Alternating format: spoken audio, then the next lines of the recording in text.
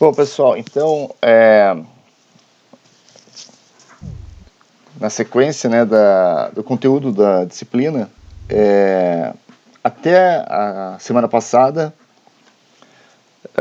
o enfoque, quer dizer, primeiro a gente falou das escalas, do domínio, do conceito, do que é o problema da plataforma continental, e daí na semana passada a gente colocou bastante foco na questão das características da água que ocupam a plataforma continental,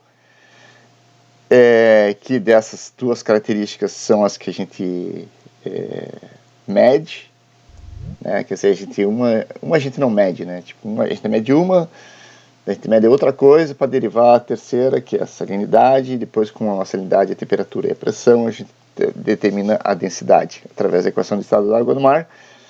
E tudo isso diz respeito à massa, né? A matéria que está ocupando, a água, que está ocupando aquele espaço que a gente chama de plataforma continental. Né? Então, e recapitulando brevemente, né, a gente viu que a temperatura é uma questão de balanço de energia, né, quer dizer, se entra energia, a água esquenta, se perde mais energia do que entra, né, no balanço, a água esfria. Isso pode ser muito importante em algumas regiões, não tão importante em outras regiões. Quer dizer, em regiões tropicais isso não é tão importante, porque a quantidade de energia é constante o ano inteiro. Em regiões de médias e altas latitudes isso é bastante importante, porque a quantidade de radiação muda significativamente durante o ano. E a gente viu, e isso cria, né, a termoclina sazonal. E nós vimos também que quando nós falamos de salinidade não é uma relação de balanço de energia, e sim um balanço de massa da relação soluto-solvente. Né? Então, só que o soluto nós não temos como mudar. O que nós podemos mudar é a quantidade, quer dizer, nós não, né? O que muda é a quantidade de solvente.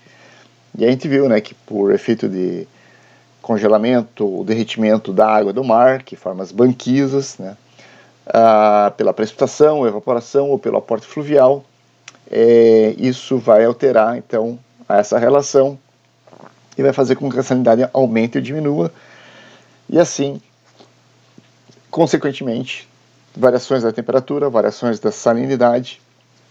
vão causar variações da razão entre a massa e o volume, né, da água, e isso vai alterar então a densidade, né? E sendo a densidade a propriedade que diz qual parte do fluido é mais atraída pela gravidade, né, e por ser mais atraída, vai para baixo. Enquanto que aquela água que é menos densa vai ter que ocupar o espaço que lhe é permitido. Bom, mas hoje a gente vai... hoje nós vamos começar a falar de dois outros tópicos, quer dizer, é outro tópico, né, mas que é extremamente importante para entender né, o jogo que é a circulação da plataforma continental, né, a dinâmica, que são duas, na verdade, nós vamos falar daquilo que são realmente os dois princípios fundamentais da dinâmica, que quais são?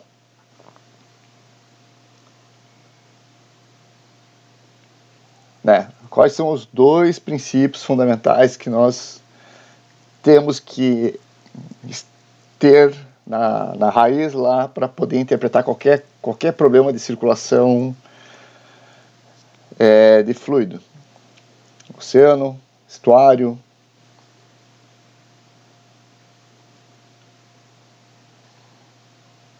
Então, quais são os dois princípios fundamentais?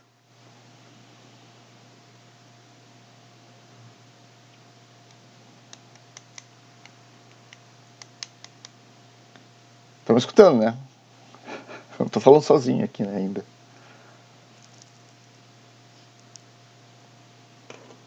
Que eu já falei várias vezes. Olha só, tem dois princípios fundamentais que sem eles a gente não entende nada de oceanografia física, nem de meteorologia, nem de qualquer outra coisa que envolva fluidos.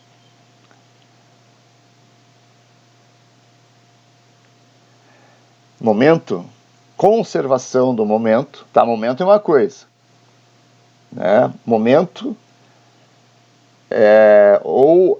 momento é sinônimo de quantidade de movimento, que é a massa vezes a velocidade. Isso é uma coisa. Conservação do momento é uma coisa diferente, tá? Não, porque o momento é o movimento, mas a conservação, o que rege a conservação dele é um conceito diferente. E é isso que esse é um dos princípios. E o outro é o princípio da conservação da massa. Então, eu acho que já falei isso aqui, essa aqui é a nossa 10ª aula, né, a 5ª semana de aula que nós estamos tendo. Eu já devo ter falado isso aqui pelo menos 8 vezes nas aulas anteriores. Então aqui estou falando de novo. Esses dois princípios são o que eu gostaria que no final da disciplina vocês tivessem assim, realmente, conservação da massa, conservação do movimento, que são realmente as coisas que realmente importam. Conservação do movimento é simplesmente a questão se alguma coisa está se movimentando, é porque essa coisa adquiriu movimento relativo a alguma outra coisa. E o que é que está mantendo aquele movimento? Tá? Então, ou o que talvez vocês se lembrem de alguém já tenha falado, que nada acontece de graça. Né? Se está acontecendo alguma coisa, é porque alguma coisa provocou aquilo. Tá? E o outro é a conservação de massa, que vocês talvez memorizem lembrando de que dois corpos não ocupam o mesmo lugar ao mesmo tempo. Né? Quer dizer, eles podem ocupar o mesmo espaço, mas em tempos diferentes. Para uma ocupar aquele espaço, o outro vai ter que sair. Tá? E entendo que ocupar e sair envolve o quê? Se eu tenho se um corpo quer ocupar um espaço que está ocupado por outro corpo, e ele vai lá e tira o outro corpo daquele lugar, além da massa estar sendo transportada, o que está mais associado ali? O ato de ocupar e o ato de sair. A massa, a conservação de massa está intimamente relacionada com o quê?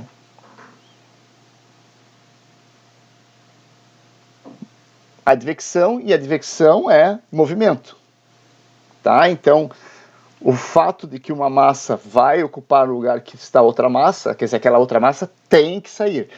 O fato dela estar na posição A e depois ir para uma posição B, significa que ela saiu, que ela tem movimento. Tá? Então vejam como esses dois conceitos, eles são muito importantes e eles estão intimamente relacionados. Tá? Não tem como falar de um sem entender o outro e vice-versa. Tá? Então, hoje nós vamos tentar falar sobre esses dois, porque isso é o assunto que vocês já viram. Tenho certeza que o professor de dinâmica dos oceanos mostrou para vocês, mas aqui a gente vai ver de novo, porque é para vocês lembrarem e tentar fixar um pouquinho mais. Tá? Então deixa eu abrir aqui já está aberto aqui. Tá, coloquei até... Fiz um template aqui de plataforma continental. Estou aprendendo a usar esse troço aqui. Vou colocar...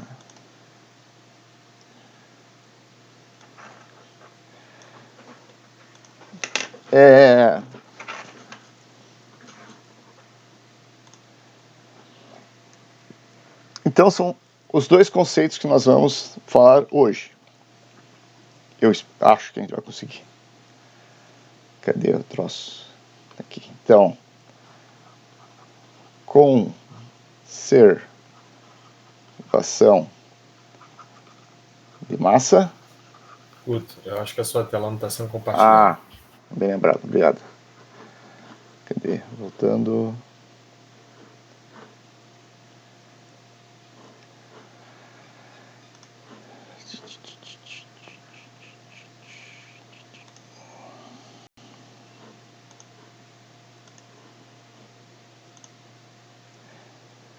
Tá, então, conservação de massa e conservação de movimento. Tá, então, são os dois conceitos fundamentais da dinâmica. Então agora a gente vai começar falando do primeiro, que é conservação de massa. Tá? Então vamos, colocamos aqui, página, mais uma página. Bom, conservação de massa,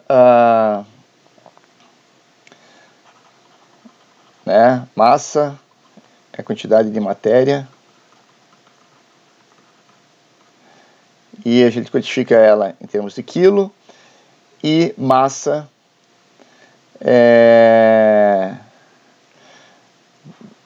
a massa é relacionado com o volume quando a gente sabe a densidade.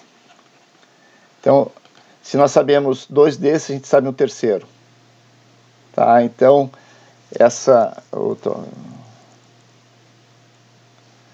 é isso, densidade.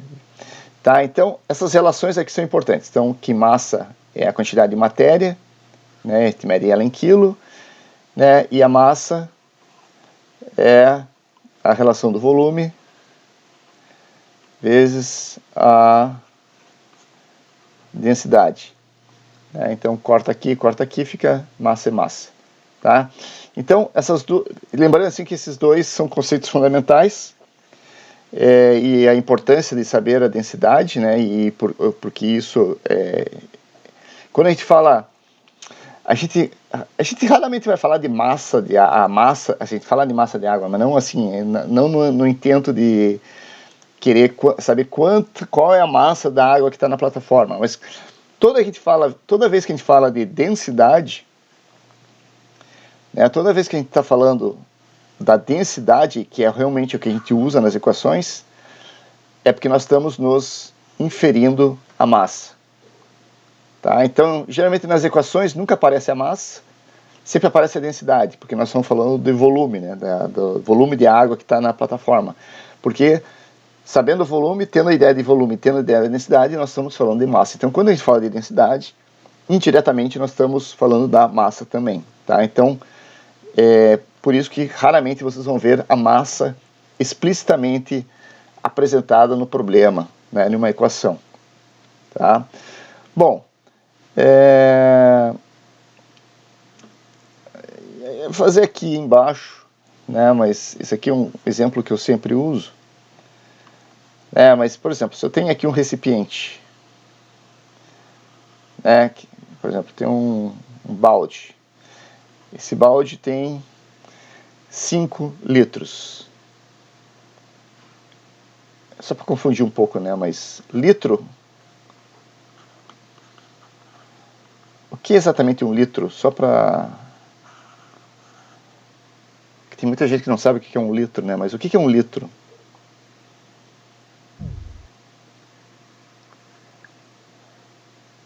Quando vocês compram uma caixinha de leite é 1 litro, mas o que é um litro, né? Já que eu estou falando aqui de massa, volume e densidade, né? O que é um litro exatamente?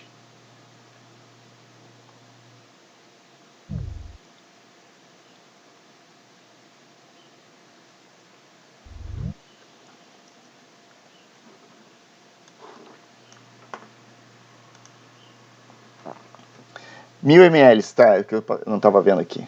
Tá, e o João também falou, é 1 decímetro cúbico.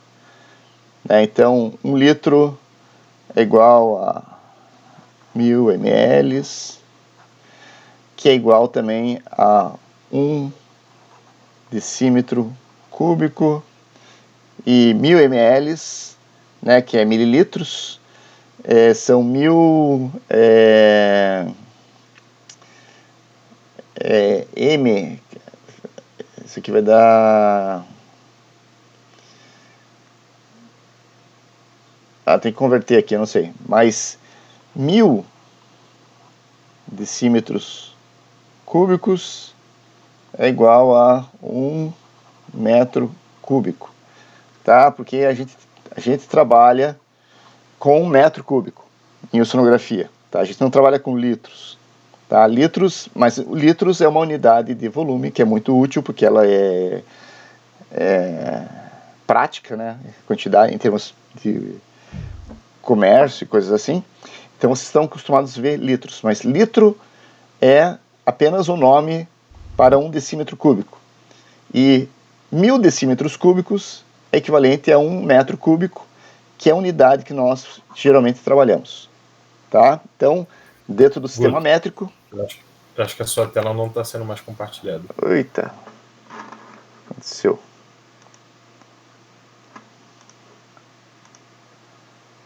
Tá. Então, o litro é simplesmente o nome para essa quantidade aqui. Tá? Então, não...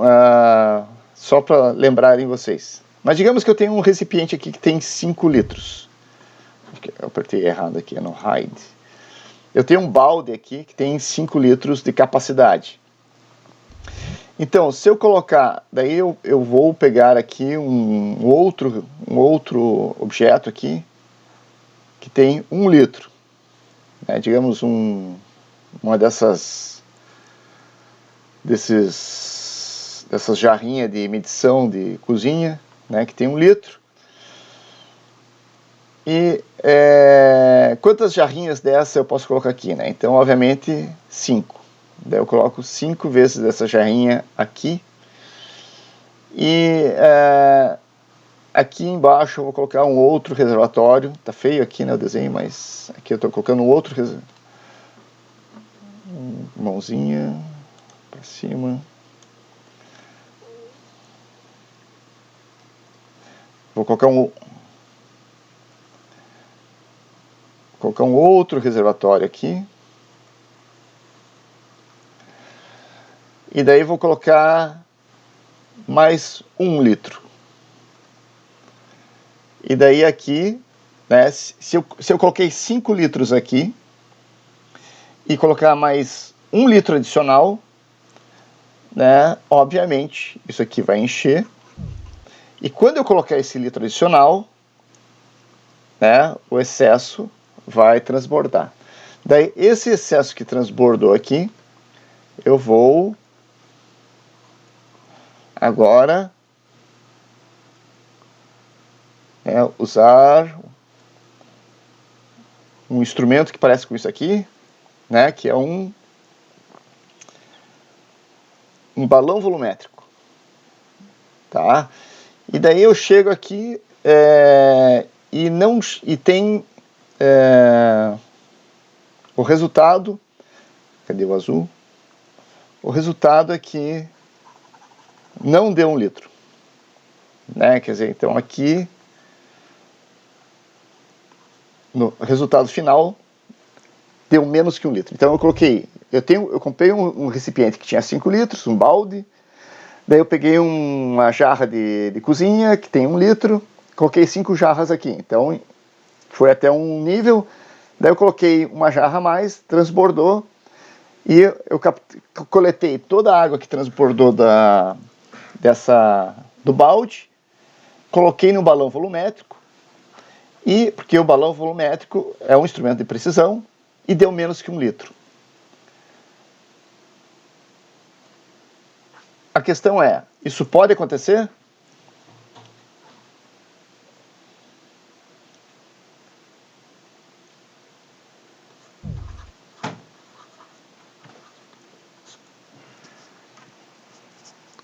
Hein, pessoal? Vocês entenderam, né? É um exercício assim. Então eu tenho um balde que eu comprei lá, um balde lá, ó, balde de 5 litros. Eu tenho uma jarra de cozinha que fiz lá que tem 1 litro. Então eu coloquei 5 jarras dentro do balde e depois eu coloquei uma sexta jarra dentro do balde. Obviamente que transbordou o balde. Daí eu coletei toda a água que foi transbordada, né, numa bacia, e medi a quantidade de água que transbordou. E isso deu menos de 1 litro. Né? A pergunta é, pode acontecer?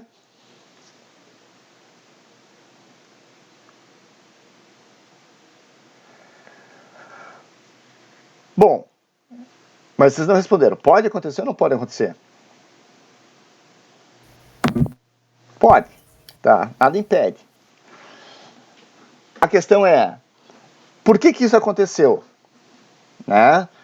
Porque como o Rafael está colocando ali, olha, eu estou fazendo um exercício assim, que se esse balde tem exatamente 5 litros, e se eu estou colocando exatamente 6 litros de água, quanta água eu deveria estar medindo no balão volumétrico no final? É para vocês responderem. 1 litro. Por que você está me respondendo? Por que essa resposta? Por que essa resposta? 1 litro.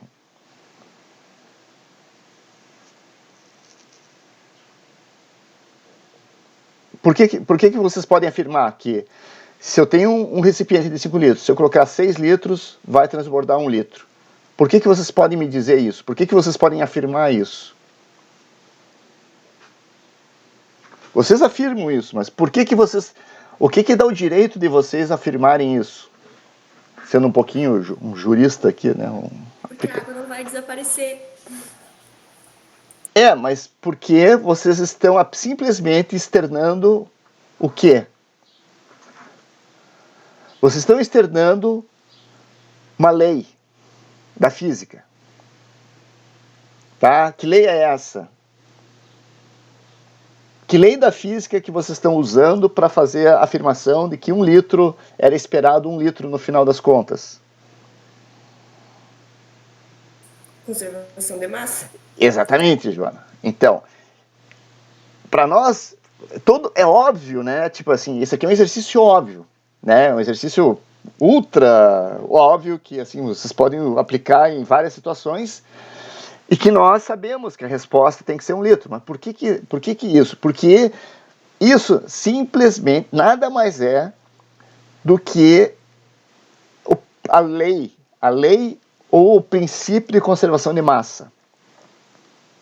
Nesse momento, digamos assim, nesse experimento que possa ter levado, sei lá, 5 minutos para ser feito, né? Tipo, a água não evaporou, a água não entrou, não choveu, não tem nenhuma entrada ou saída de água a não ser essa que eu estou executando. Né? Eu né, ativamente fiz todo o experimento, não há perda, não há ganho. Então, existe uma lei fundamental, tá? E essa lei chama-se Lei da Conservação da Massa. A massa não é criada, a massa não é destruída. Tá? Então, vocês conhecem isso muito bem, né? Tipo, todo mundo sabe que se colocar mais café na xícara, ela vai transbordar. Por quê? Porque não cabe mais volume. Então, isso é um princípio fundamental que todo mundo conhece, mas vocês têm que concatenar com a oceanografia, quer dizer, com aquilo que em uma escala que a gente não consegue ver o tamanho do balde, né? Tipo, a plataforma é imensa, né? O estuário é imenso, o oceano é imenso. Mas esse conceito tem que estar presente quando a gente imagina os problemas que estão acontecendo no oceano, na plataforma, no estuário, no rio, numa represa ou o que quer que seja, tá? A mesma coisa que se aplica aqui nesse exemplo aqui do balde se aplica na volta, né, em qualquer lugar. Quando eu vou e olho, agora vamos fazer um exercício mental assim. Aliás, eu vou ver aqui se eu pego um vídeo aqui do YouTube. Vídeo.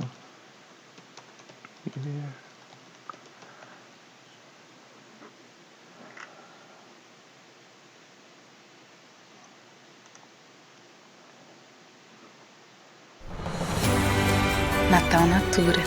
Em cada presente, um mundo de afeto. Então, vocês estão vendo aí, né? O que vocês estão vendo?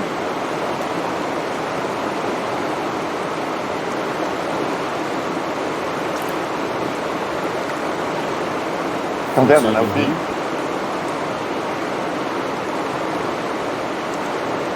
Então, sim, vocês estão vendo pedras, vocês estão vendo água, né? E vocês estão vendo um rio. E o que está acontecendo com a água do rio? Que parou agora.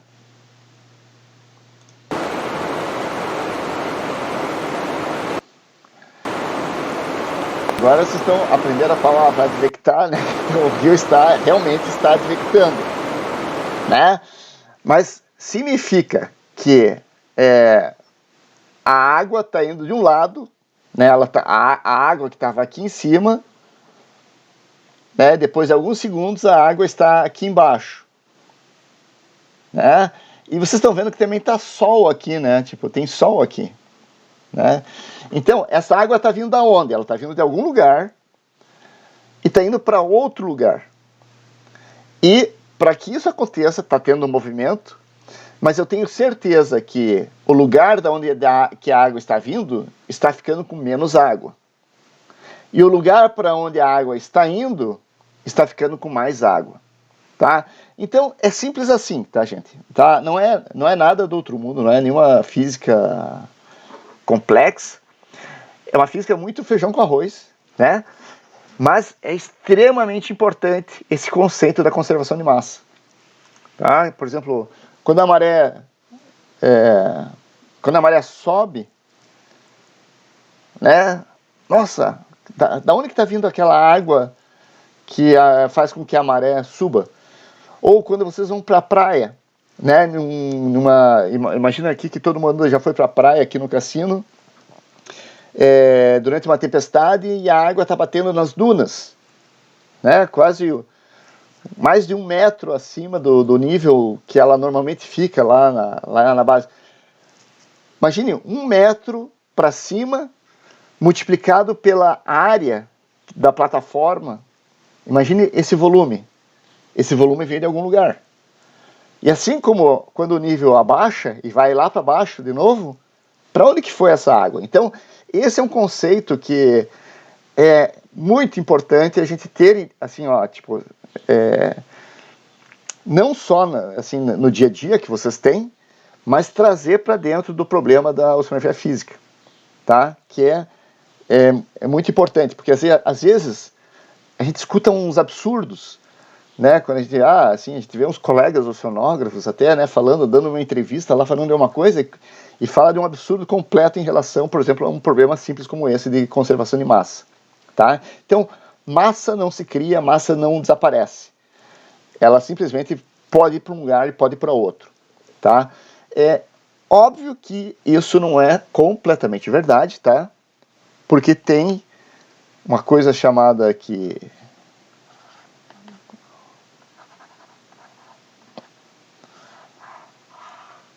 existe isso aqui, né, que é a equação de Einstein, que diz que a energia e a massa são conversíveis uma na outra, e tanto é que toda a matéria do universo foi criada a partir da energia, tá? Mas para nós isso aqui não afeta, tá? Na nossa escala de tempo, na nossa escala de espaço, essas relações de massa e energia não interferem, tá? No nosso experimento aqui, nenhuma massa foi convertida em energia, nenhuma energia foi convertida em massa, porque isso aqui são relações em escalas bastante diferentes, tá? Mas sem complicar. Então, esse aqui é o princípio básico. Esse princípio básico, obviamente que ele é escrito através de uma formulação matemática, né? Como que nós podemos expressar esse princípio de uma maneira numérica, tá? Cadê onde estou?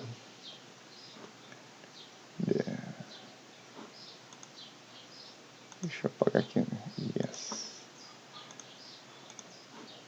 Yes. Onde estou? Eu estou aqui. Então eu quero colocar mais uma página, né? E isso é escrito, então, através de uma coisa que nós chamamos de equação da... tem vários nomes. Equação da conservação de massa, ou que também conhecida como equação da continuidade.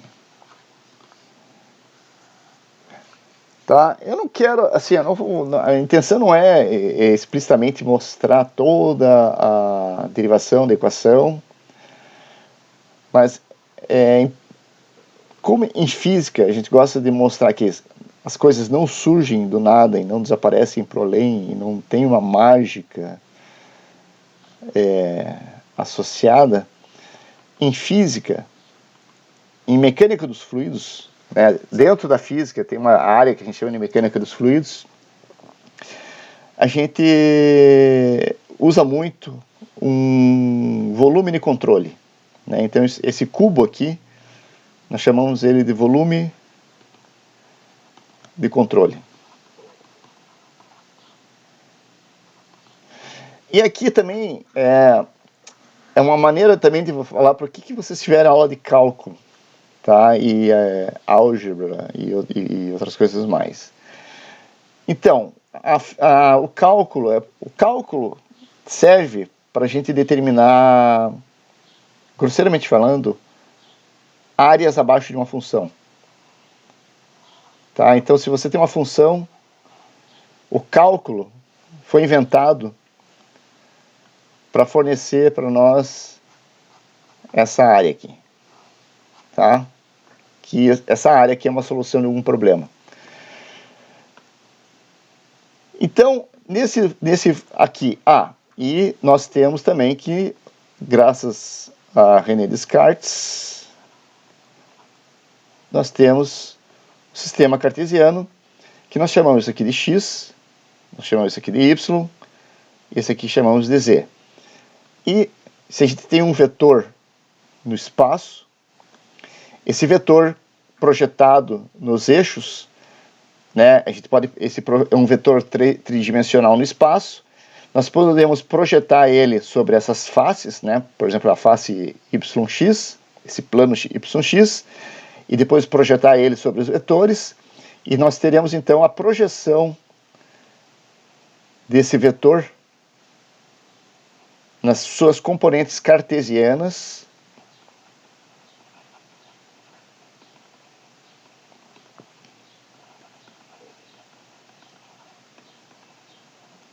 então, se eu tenho um vetor, vou chamar de V. Esse vetor ele é projetado nas suas componentes cartesianas, tridimensionais, e aqui a gente chama de componente U, componente V e componente W. Né? Então, a gente diz que o vetor V ele é uma composição de U, V e W, nessa notação. Tá? Então isso aqui é lá de álgebra linear. Só que lá em álgebra vocês viam retas, pontos e planos. Aqui as retas são vetores. Quer dizer, vetor no sentido que isso também é interessante, porque um vetor também ele dá uma conotação implícita do tempo, porque você tinha uma coisa que estava aqui, você tinha uma coisa que estava aqui e depois veio para cá. Então a setinha aponta o tempo, né? O tempo que é para onde evoluiu o sistema. Então esse vetor está numa linha, né? A linha é infinita, né? E o vetor então ele é representado como 2 pontos no espaço que definem uma linha. E a ordem com que esses pontos ocorreram na linha fornece o sentido do vetor, para onde ele está apontando.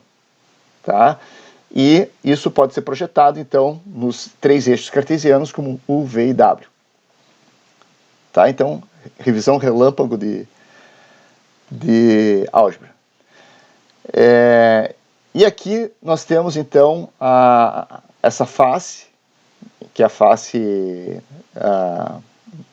no x, né? Então vamos colocar aqui que isso aqui tem um lado ΔX, essa aqui é a face no y, né? Quer dizer, essa componente y aqui, então isso aqui vai ser um ΔY, e tem face não, né? A aresta, essa aresta é ΔX, essa aresta é ΔY, e essa aresta vertical aqui é ΔZ, porque são essas dimensões aqui, né? X, Y, Z.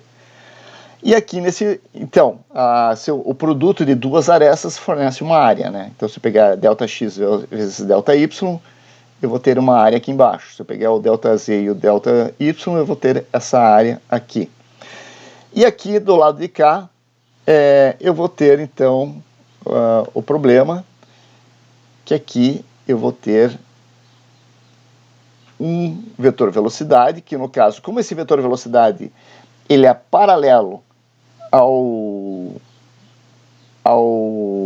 eixo X, tá? E então isso aqui vai ser uma componente de velocidade U, tá? Então eu estou ignorando que há movimentos verticais, estou ignorando que há movimentos laterais. Então isso aqui é só movimentos ao longo de X. E aqui tem uma massa. Só que a massa a gente não fala de massa, a gente fala de uma densidade. Tá? Então, o meu problema... Deixa eu apagar isso aqui. Ó. Vou apagar isso aqui porque isso é para não me perturbar mais.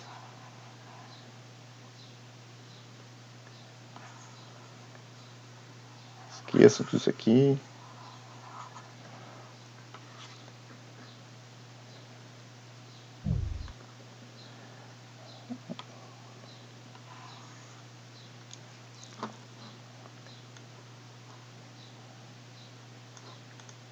Estou aprendendo a usar esse troço. Tá, então, esse aqui nós temos o volume de controle, nós temos as dimensões do volume, e nós temos aqui que está entrando aqui do lado de cá, na face ΔY, ΔZ, nós temos ortogonal, né, o transporte para dentro desse volume de controle, uma quantidade de momento dada por U, e uma quantidade de massa escalada pela densidade. Então, isso quando sair do lado de cá, isso aqui entrando por essa aresta aqui. Porém, quando isto sair pela aresta do lado oposto, aí que entra o conceito de diferenciação, né?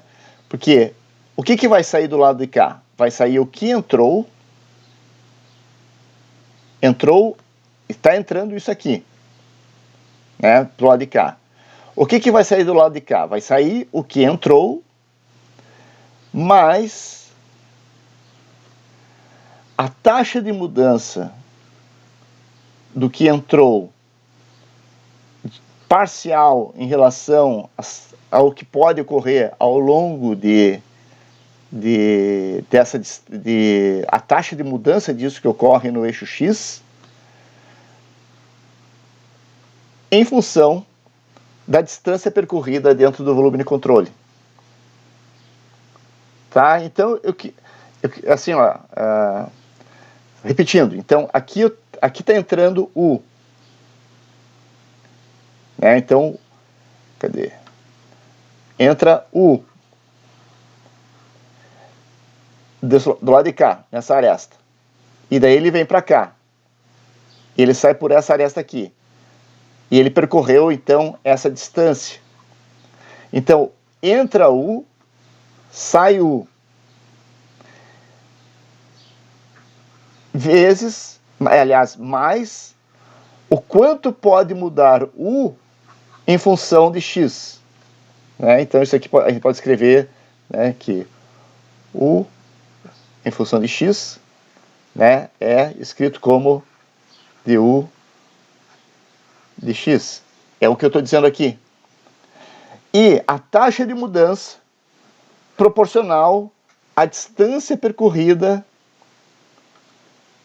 ao longo do volume de controle. Tá?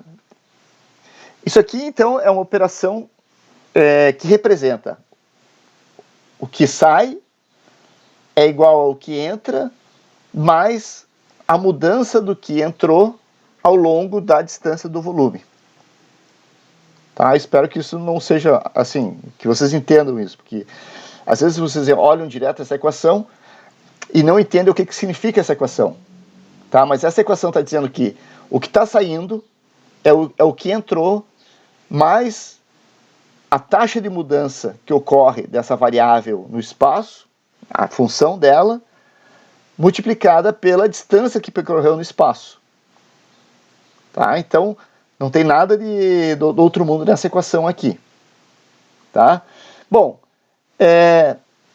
e o que nós podemos dizer, né, nós podemos colocar aqui que se eu quiser saber a quantidade total de massa que entra e posso afirmar que essa é a quantidade total de massa que sai, eu posso escrever que a quantidade de massa é fornecida pela densidade. Eu estava esquecendo aqui. Isso aqui pode ser escrito também. Aqui é para velocidade e esse aqui é para densidade. Então, o que vai sair? Vai sair do lado de cá a densidade que entrou, mais a taxa de mudança da densidade ao longo de x, vezes ΔX. É a mesma coisa. Então, para a velocidade, entra a velocidade u, sai u mais isso aqui. Para a densidade, entra isso aqui, sai isso aqui. Tá? Só que isso aqui está acontecendo através dessa superfície aqui que é dada pelo produto entre dy e dz. Então, o que entra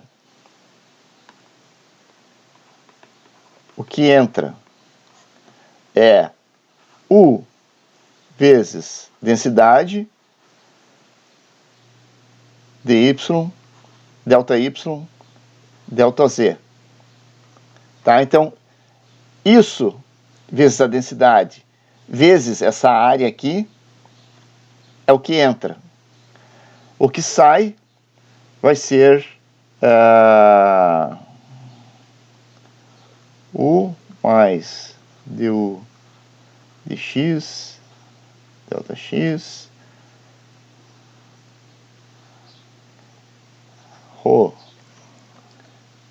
ρ mais dρ dx, ΔX, ΔY, ΔZ. Ok, gente? Por enquanto, tá tranquilo? Não tem nada assim, tipo, vocês estão vendo, talvez, eu sei que vocês não curtem muito, a maioria de vocês não curte muito esse negócio de derivadas parciais e cálculo, não sei o quê, mas aqui é só para mostrar para vocês que essa equação, ela surge e a maneira da gente entender essa equação ela é realmente simples. O que essa equação aqui está dizendo para nós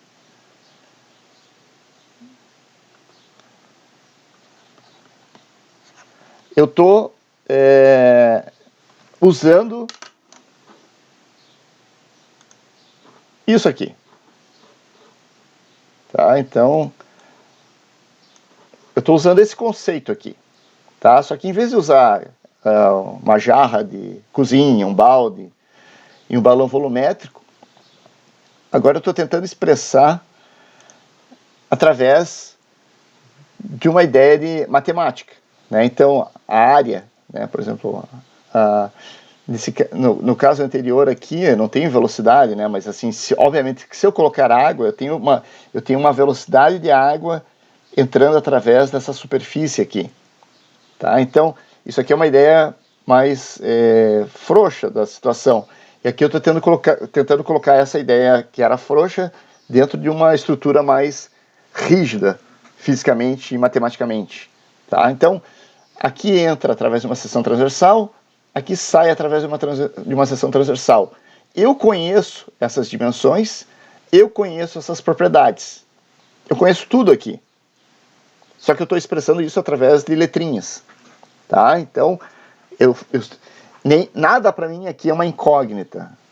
Tá? Eu estou imaginando tudo isso e eu conheço tudo isso que está acontecendo. E eu estou expressando aqui a quantidade de matéria que sai é igual à quantidade de matéria que entra. Isso aqui é o princípio da conservação da massa. Isso aqui é a maneira como eu posso expressar isso matematicamente. Agora, vocês estão vendo aqui, né? Isso aqui é um produto, né? Como se fosse x mais y vezes x mais y. né? Ou qualquer ou A mais B vezes... isso aqui vai dar um polinômio, né? Então, isso aqui... vamos escrever aqui... U, Rho, delta Y. É que isso aqui, matemática, rapidamente, ela pode sair de uma coisa muito simples e virar uma coisa enorme, né? Mas então, U vezes O, quer dizer, eu vou resolver isso aqui, nesse polinômio aqui, esse aqui vezes isso aqui, vai dar U, Rho, vezes isso aqui, delta Y, delta Z. Daí eu vou pegar esse aqui, vezes esse aqui. Daí é tudo positivo. Vai ser U de Rho de X. Tá faltando alguém aqui. U vezes aqui. Ah, não, tem o delta X. E vezes isso aqui de fora. Delta Y, delta Z. E agora eu vou pegar esse aqui vezes o Rho, mais Rho de U de X, vezes aqueles 3 que tem aqui, né, o delta X, delta Y, delta Z, mais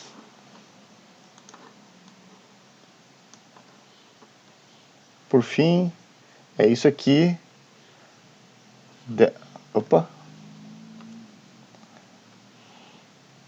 du dx vezes o d rho dx, e aí tem delta x, delta x, delta y, delta z.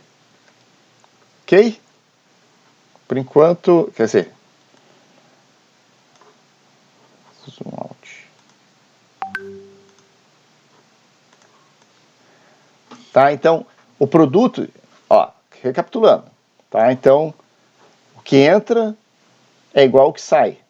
O que entra isso, através dessa aresta, sai isso, através dessa aresta, que eu expresso através dessa igualdade aqui. Então, entrou isso, saiu isso. Daí eu simplesmente estou fazendo uma matemática aqui, e isso aqui virou isso aqui, virou esses 4 termos aqui. Tá? É multiplicação de polinômio que vocês aprenderam lá no ensino médio. Bom, aqui nós já podemos fazer algumas coisas, né? O que nós podemos fazer com essa... Agora nós temos 5 termos aqui, né? Colocando esse outro lado da igualdade. Mas o que nós podemos fazer aqui já para simplificar um problema? Né? Porque, em vez de olhar isso aqui, veja, o que é igual aqui, o que eu posso eliminar aqui?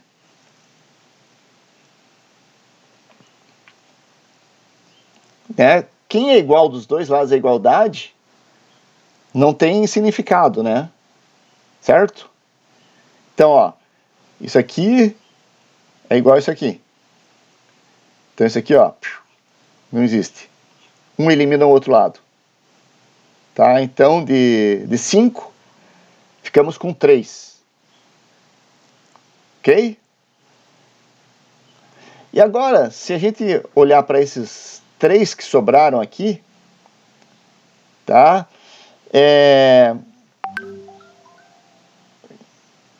Esses termos aqui, ó, significam algo. Porque eles estão fornecendo a propriedade vezes uma taxa de mudança. Né? E geralmente a taxa de mudança é qualquer coisa que tenha, sei lá, x ou y ou z ou t. Geralmente as taxas de mudanças nos oceanos, em qualquer lugar, são realmente pequenas. Tá? Mas as variáveis, né, não são pequenas. Elas são uma quantidade que você vai lá e mede. Por exemplo, a densidade é 1025, a salinidade é 32, a temperatura é tanto. Então, isso aqui geralmente é um número com valor representativo. A taxa de mudança é o quanto a variável muda no espaço. Não importa qual seja ela, se é densidade, velocidade, coisa assim. Então ela não vai mudar em 100 metros. Então a gente pode imaginar que em um volume de controle pequenininho, como esse, mãozinha, né? Se a gente imaginar que esse é um volume de controle de dimensões relativamente reduzidas, imaginar, por exemplo, 10 metros, 1 metro ou 10 centímetros, essas taxas de mudanças são muito pequenas. Existem, mas elas são muito pequenas. E aqui vem uma coisa interessante, porque aqui eu estou multiplicando uma taxa de mudança vezes outra taxa de mudança. Quer dizer, um número pequeno vezes um outro número pequeno. Então, o que acontece quando eu multiplico um número pequeno vezes outro número pequeno? Né? Se eu multiplicar 0,01 vezes 0,01, eu vou ter 10 a menos 4. Isso faz com que tende a zero. Quer dizer, o que nós temos aqui é que isso aqui é muito pequeno. E pode ser desconsiderado. Ok? Então, esse termo, como ele multiplica dois diferenciais, a tendência dele é que ele vai ser próximo a zero. Não importa. Isso aqui é uma soma, né? Não é um produto. Tá? Se fosse um produto, é complicado. Mas como eu estou somando aqui os termos, se esse termo aqui é, por exemplo, imagine 0,5 metros por segundo, 1000 e pouco, vezes 0,0 alguma coisa, então isso aqui não vai fazer diferença no final das contas. Eu posso descartar sem remorso. Tá? Então, o problema fica reduzido. Ah, e tem outra coisa também, né? Esses 3 indivíduos aqui, né? Então, se eu disser eles são uma quantidade finita, mas se eu imaginar que o meu volume de controle é um volume unitário, digamos 1 metro por 1 metro por 1 metro, tá? Esses 3 termos aqui também não precisam, eles desaparecem também. Eles viram 1. Tá? Eu posso dizer, meu volume de controle é 1 metro. Então, eu não preciso mais me preocupar com esses 3 caras aqui também. E olha só que, dessa montoeira de coisas, no final das contas eu fico com simplesmente que a conservação de massa no sentido x, na direção x, né, na verdade, não é sentido, né, a conservação de massa iniciada aqui, ela pode ser expressa por dizer aqui U de ρ de x mais ρ de U de x. Só que eu tenho as outras componentes, né? E eu tenho a componente y e tenho a componente z. Então isso aqui, essa equação, ela tem que ser, para ficar completa e tridimensional, né? Eu tenho que colocar aqui as componentes v de ρ, dv é no y, mais ρ dv de y, e mais a componente na vertical, que é w de ρ dz, mais ρ de w dz.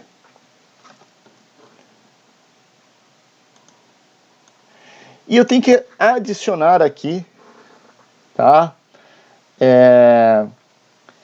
Como eu estou falando de mecânica de fluidos, e como existe a velocidade, e existe essa propriedade escalar aqui, né, que é a densidade,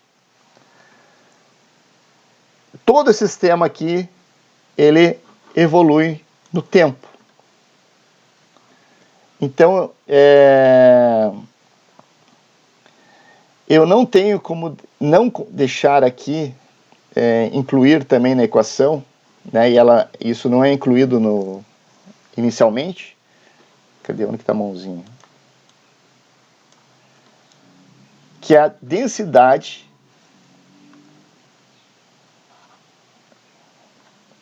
Tá aqui. Que a densidade varia no tempo. Tá? Então eu tenho que considerar também que isso ocorre. Tá? Então eu tenho que a densidade varia no tempo, né? Se vocês imaginarem que aqui dentro eu tenho uma densidade que ela, além de variar nas distâncias, ela varia no tempo também, porque o tempo é uma variável que está sempre evoluindo.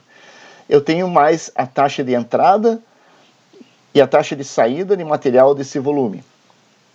Então eu tenho agora que, considerando as 3 dimensões, a equação fica assim. E eu posso aqui fazer uma coisa, eu posso separar os termos da densidade de um lado e da velocidade do outro.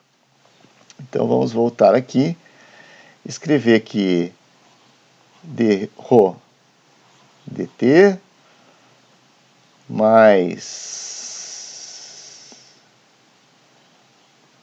os diferenciais, então u dρ dx mais v dρ dy mais w dρ dz. Quer dizer, eu peguei esse termo aqui, depois esse termo aqui, o que envolve os diferenciais da densidade, e passei eles para cá, né? Tá aqui, esse aqui, esse aqui, esse aqui, esse aqui. E os outros vão ficar pro lado de cá. E eu posso, ó, e esse daqui tem a densidade aqui, densidade aqui. Então eu posso aqui a densidade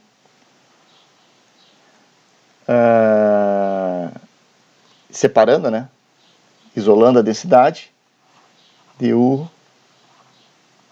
dx mais dρ v dρ y mais dρ dρ w dρ z. Estou dando zoom e vou aumentando cada vez mais aqui a tela. Ok. E eu posso passar isso aqui para o lado de cá. Aliás, antes de passar isso aqui para o lado de cá, isso aqui, ó, gente.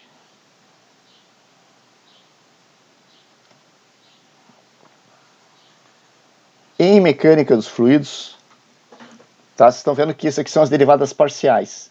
Parcial da densidade no tempo, a parcial da densidade no x, a parcial da densidade no y, a parcial da... Isso aqui eu posso escrever como dρ dt. Tá? Então, isso é notação. Tá? Não tem explicação, mas a notação, alguém inventou isso há algum tempo atrás, e isso aqui a gente chama de derivada total. Tá? Então, isso aqui eu posso escrever esses quatro termos: a variação da propriedade no tempo, a variação da propriedade no espaço, que são os 3 espaços cartesianos. Eu posso escrever como esse símbolo aqui, tá? É a mesma coisa, tá? É a notação é a notação matemática para eu representar esses 4 termos em mecânica dos fluidos, tá, gente? Porque em cálculo vocês já viram isso de outras formas, mas em mecânica dos fluidos, esses 4 termos aqui nós podemos representar desse jeito aqui. E a densidade pode passar para o outro lado, então eu posso escrever essas equações como 1 sobre ρ, derivada total da densidade, é igual a du dx mais dv dy mais dw dz. Ok. Tá tudo aqui, ó, não tem nenhum pulo do gato aqui, né? A descrição tá toda da equação tá aqui, vocês podem rever no vídeo que vai estar lá, né? E aqui nós chegamos então na equação final. Essa aqui é a equação da continuidade. Vermelho. Tá? Então, a equação da continuidade ela é escrita desse jeito aqui. Então, a variação da densidade no espaço e proporcional ao seu transporte, à sua devecção, é proporcional a esses 3 termos aqui. A massa está aqui. Tá? Aqui está o movimento. E agora, para ter o grande finale, né, dessa equação, é que essa aqui é a equação da continuidade. Né? Equação da continuidade.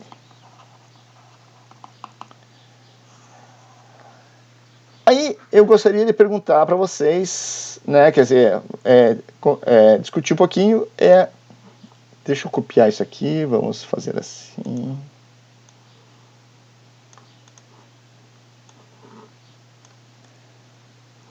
Posso juntar isso, agora eu descobri que dá para juntar aqui, vou copiar.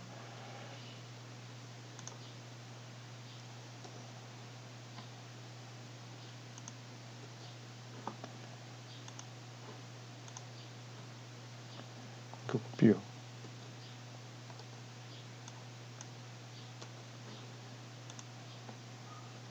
Aqui é falar para baixo, que estava dando muito zoom aqui. Está aqui embaixo. Subir. Muita tecnologia aqui. O que aconteceu aqui? Não, eu quero deletar você. Sai. E você diminui.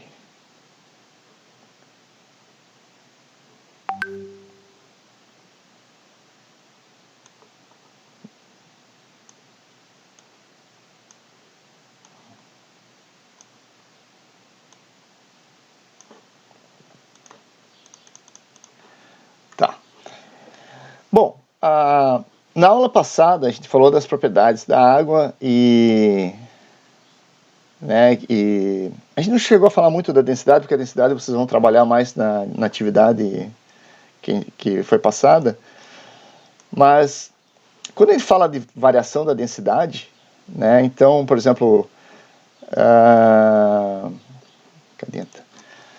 né, quando a gente fala da densidade da água pura, né, da salinidade 0, da temperatura 4 graus e a pressão de 1 atmosfera. Qual que é a densidade da água nessas situações, com essas condições aqui?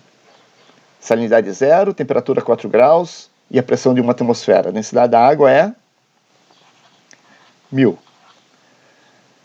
quilogramas por metro cúbico. E se a gente pegar a densidade da água com uma salinidade de 35, com a temperatura média dos oceanos, eu acho que não me lembro qual que é a temperatura média dos oceanos, vou colocar 5 graus ao céu, acho que é quase igual, 15 graus? Sei não, hein, acho que 15 graus é muito alto para a temperatura média dos oceanos, para que seja. E a pressão, vou colocar a pressão de uma atmosfera também aqui. Né? Então, a densidade da água aqui, eu não sei de cabeça aqui, mas digamos que seja em torno de 1025 kg por metro cúbico. Então, obviamente que existe derivada total. Então, se eu estou dizendo, eu sei que a densidade da água ela é 1000 nessas condições. E sei que a densidade dos oceanos, né, a salinidade de 35, a temperatura, sei lá, de 15, 20 graus, é alguma coisa em torno de 1025. Tá? Sabendo que a densidade é 1000 e 1025, obviamente que existe, esse termo aqui não é zero. A taxa de variação da densidade total não é zero. Mas sabendo que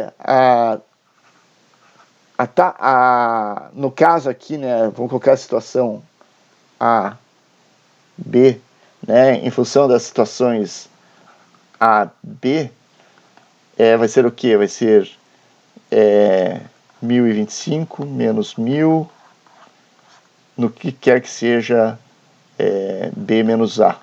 Tá? Que pode ser o espaço, pode ser o tempo, pode ser o eixo X, né?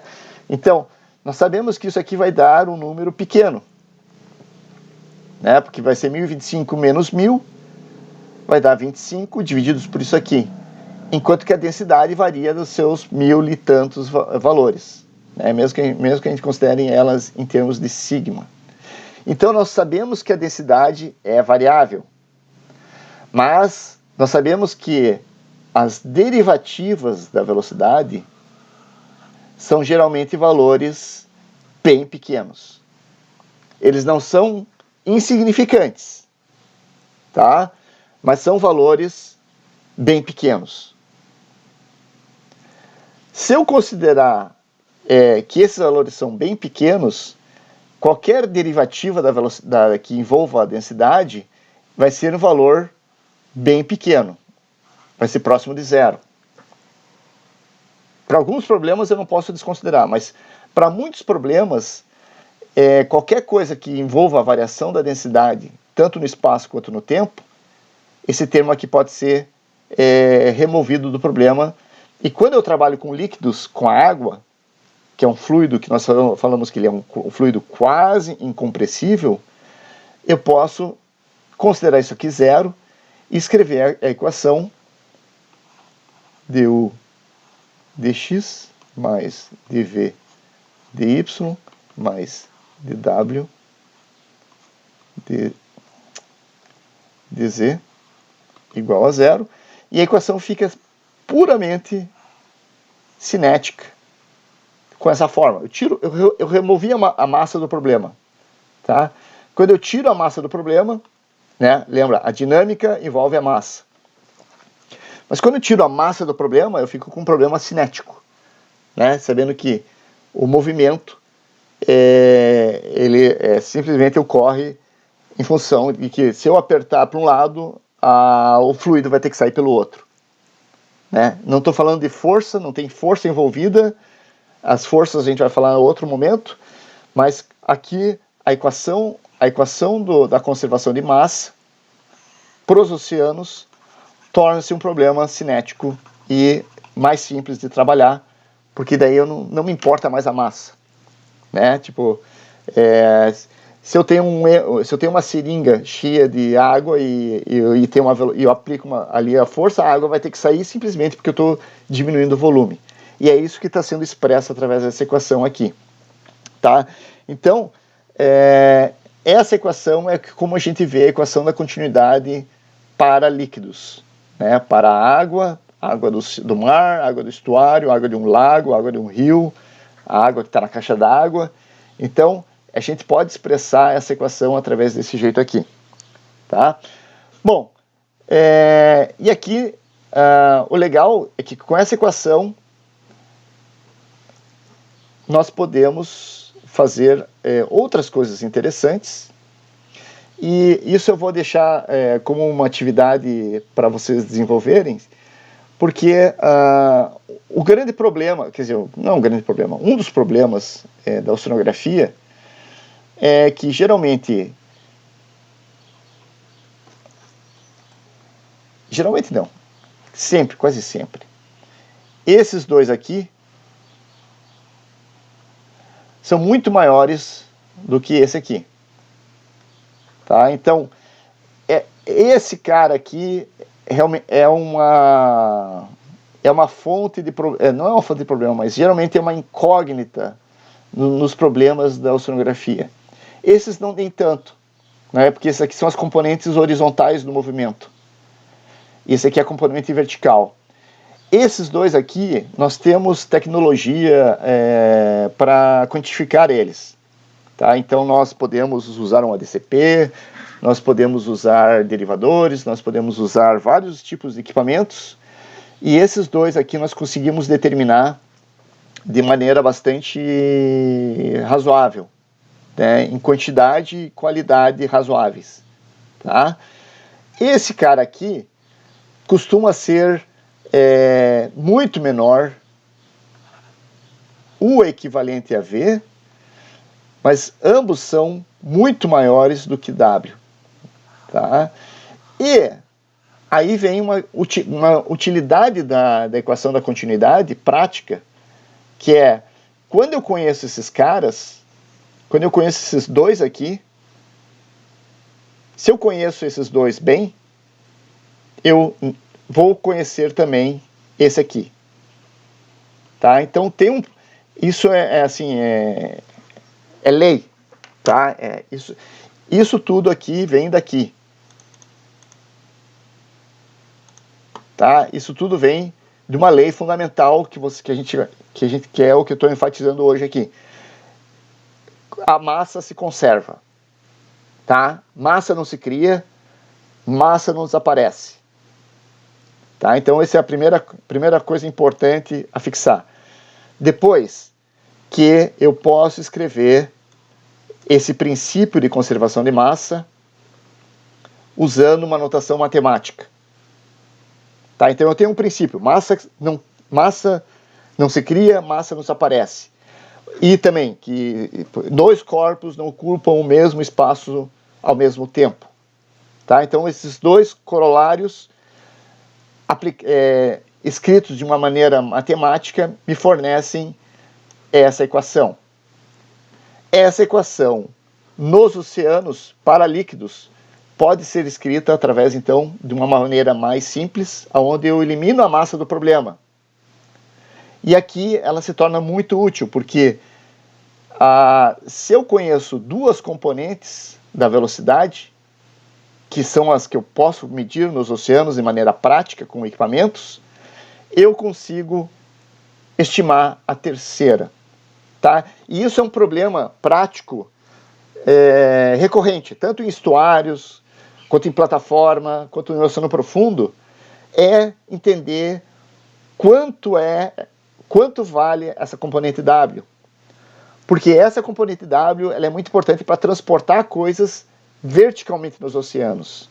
Tá? Então, o calor, a transferência de calor é importante, porque assim, ela é transferida através da turbulência, de difusão e da advecção. Então, quanto que a advecção vertical está carregando calor para baixo?